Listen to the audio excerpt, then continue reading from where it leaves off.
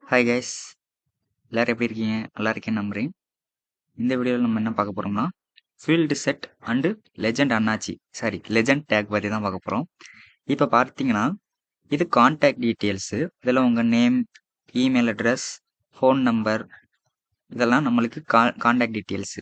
இது ஒரு குரூப்பு. இங்கே பார்த்தீங்கன்னா எஜுகேஷன் டீட்டெயில்ஸில் நீங்கள் டிகிரி, ஃபீல்ட் ஆஃப் ஸ்டடி, அப்புறம் இயர் ஆஃப் கிராஜுவேஷன், இது நம்மளுக்கு எஜுகேஷனல் டீட்டெயில்ஸு.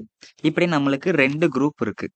ஒன்று கான்டாக்ட் டீட்டெயில்ஸ்னு ஒன்று இருக்குது, இன்னொன்று எஜுகேஷன் டீட்டெயில்ஸ்னு ஒன்று இருக்குது. இதை நான் டிஃப்ரென்ஷியேட் பண்ணி காமிக்கணும், குரூப் பண்ணி காமிக்கணும் அப்படின்னா நான் எப்போ போவேன்னா, எந்த டேகுக்கு போவேன்னா ஃபீல்டு செட்டுன்னு ஒரு டேக் இருக்குது. இந்த டேகுக்கு தான் நான் குரூப் பண்ணணும்னா இந்த டேகுக்கு தான் நான் போவேன்.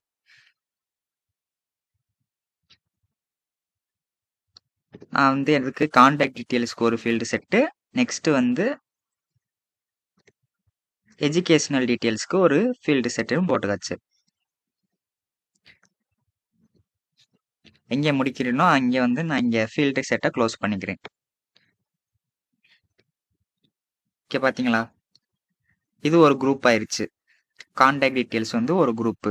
இப்போ எஜுகேஷனல் டீட்டெயில்ஸ்க்கு ஒரு குரூப்பு. இதில் நான் இந்த கான்டாக்ட் டீட்டெயில்ஸ்க்கு நான் H1 டேக் தான் யூஸ் பண்ணிக்கிறேன். ஸோ இந்த 3க்குமே நான் ஒரு நேம் வைக்கிறேன். அந்த நேம் வச்சுறதுக்கு நான் என்ன யூஸ் பண்ணணும்னா லெஜெண்டுங்கிற ஒரு டேக் யூஸ் பண்ணணும். அந்த லெஜெண்ட் இந்த டேக் யூஸ் பண்ணீங்கன்னா இந்த டேக்குள்ள நான் என்ன போடுறேன்னா இப்போ கான்டாக்ட் டீட்டெயில்ஸ் இதையே நான் இங்கே போடுறேன்.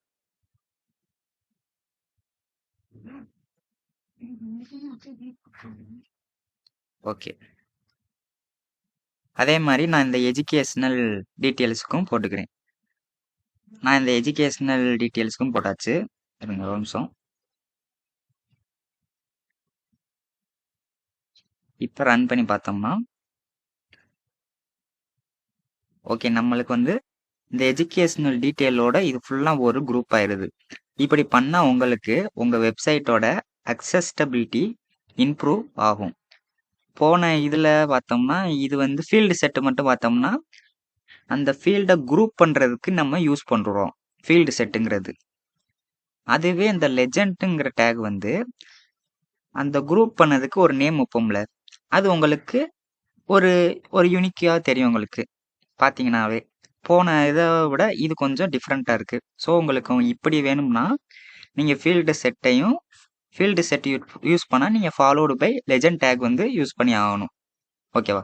எனக்கு ஃபீல்டு செட்டு மட்டும் வேணும்னா அதுவும் போய்க்கலாம் நீங்கள். அது உங்களுக்கு குரூப் பண்ணி காமிக்கும்.